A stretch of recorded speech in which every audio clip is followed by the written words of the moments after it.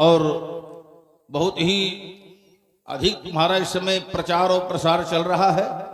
हाँ वैसे होता है। हाँ, विशेष प्राबल्य बढ़ गया है, लेकिन प्रसन्नता हमें यह है कि अहंकार नहीं है और अहंकार कभी करना भी नहीं। जैसा स्वभाव पहले रहा है तो स्वभाव वैसा ही बना रहा है, प्रभाव चाहे जितना बढ़ जाए लेकिन स्वभाव उसी प्रकार बना रहे। आशीर्वाद दें। आशीर्वाद दे। आशीर्वाद लेकर क्या करेगा? ब्याह करूंगा, यानी घूम फिर कर वहीं पहुंचेगा। कहाँ जाऊंगे? इतने तो संसार है, लोग आई लोगो लोग आई लोगो लोग आई लोगो। चलो आशीर्वाद हम दे रहे हैं ताकि तेरा कल्याण हो।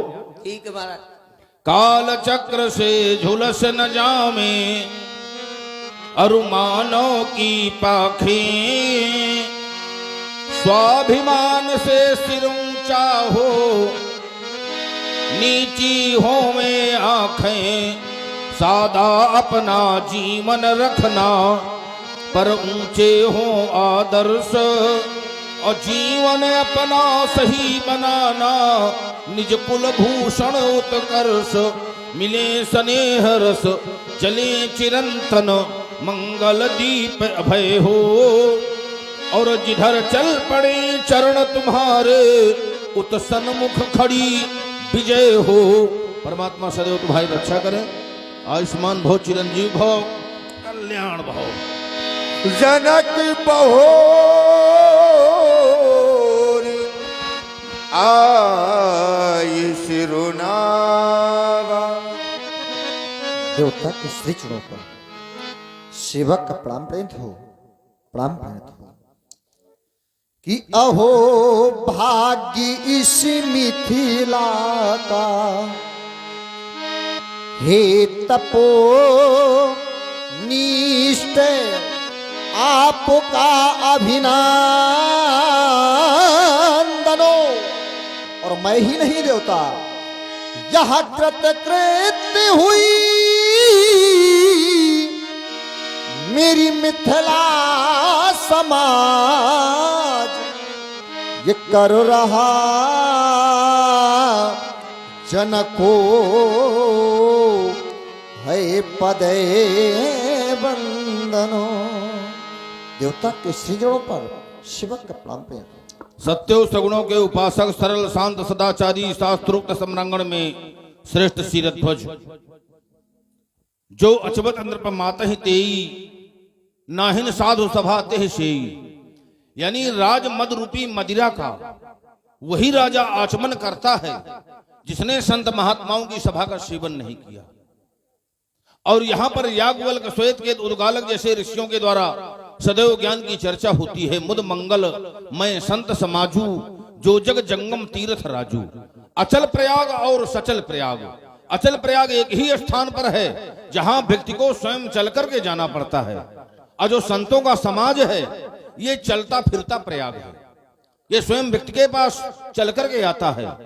तो ऐसे पवित्र और पावन प्रयाग में, संत समाज रूपी प्रयाग में मज्जन करने वाले महिपाल, शुभाशीर्वाद मंगल कामना तुम्हारे जीवन के लिए। तुम हो योगी अदित महान, तुम्हारे लिए यही वरदान। तुम्हारा राज प्रफुल्लित नंदन सा हो, तुम्हारा हृदय प्रफुल्लित चंदन सा हो, लेकिन सिंहासन की ऊंचाई से निज की नाप कभी मत करना। नाता धर्म और धरती का रखना जैसे झरना, तुम श्रम के उद्यान, तुम्हारे लिए यही वरदान। सतत कर्म पर चलते रहना, तुम्हें नहीं व्यवधान पड़ेंगे, और आशीष यही है जनक तुम्हें घर बैठे भगवान मिलेंगे। आयुष्मान भव, चिरंजीव भव, यशस्वी भव, पूर्ण काम भव शीरध्वज। सी बुलाए प्रणाम करावा। सीता की ससतियों आओ बेटी, आओ देखो ना, ये भार्गव परशुराम जी हैं, इनको दोनों हाथ जोड़कर नतमस्तक होकर प्रणाम करो। ये किस बालिका के द्वारा प्रणाम प्रस्तुत करवा रहे हो शीरध्वज? जिस बालिका को देख करके शांति कांति और क्रांति का अनुभव हो रहा है, ऐसा प्रतीत हो रहा है भोलानाथ के वामांग को छोड़ मैया पार्वती उभय भेष धारण कर मेरे सन्मुख प्रस्तुत हो गई हैं। ऐसी सुंदर बालिका, दिव्य बालिका कौन है शीरध्वज? बताओ जनक सुता, ये कौन अरुंधति व्रत आराध्यासी अनसुईया की समसंध्यासी उमा रमासी झिलमिल झांकी झलकाती ये कौन, बताओ जनक सुता ये कौन, बताओ जनक सुता ये कौन। तपोनिष्ठ इस बालिका के विषय में कुछ ऐसा है कि मेरे राज्य में बारिश का काल था। उसी समय देवर्षि नारद जी का आगमन हुआ और देवता उन्होंने एक उपाय बताया समय के कथनों अनुसार कि हल कर सणे मही का किया और यह प्रकटी सुता अभिराम है और रानी सुनैना ने पाला इसे नाथ सीता नाम है। 12 वर्ष का भीषण काल पड़ गया। देवर्षि नारद ने परामर्श किया कि सोने के हल के द्वारा भूशोधन किया जाए। अब देखिए, प्रायः सभी जितने किसान होते हैं लौह के हल के द्वारा ही भूशोधन करते हैं।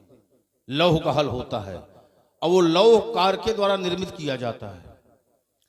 अब सोने का हल, सोने का काम लौहकार से नहीं हो सकता है, स्वर्णकार के द्वारा ही संभव होगा। लेकिन इतना सोना राष्ट्र में नहीं था जिसे सोने का हल बनवाया जा सके। उस समय दक्षिण भारत सौराष्ट्र के राजा पुर ने राजा जनक को स्वर्ण निर्मित हल महाराज पृथु के समय का दिया। तुम्हारे द्वारा हल कर्षण किया गया। धरती ने सोचा कि आज भारत भूमि का महिपाल राजोचित अभिमान का परित्याग करके हल लेकर के खेत में आ गया है। उस समय वसुंधरा ने पुत्री दिया। देखिए सुने भूपति अनेक झूठे झूठे नाम साचे तिरहुतनाथ साख देत मही है। महीपत शब्द की गरिमा तुम्हारे द्वारा सार्थक हो गई है तो बालिका के लिए शुभाशीर्वाद है। और कभी कभी अतिवृष्टि, कभी कभी अनावृष्टि और कभी कभी उपल वृष्टि यानी पत्थर गिरने लगते हैं तो किसान अत्यंत त्रसित हो जाते हैं।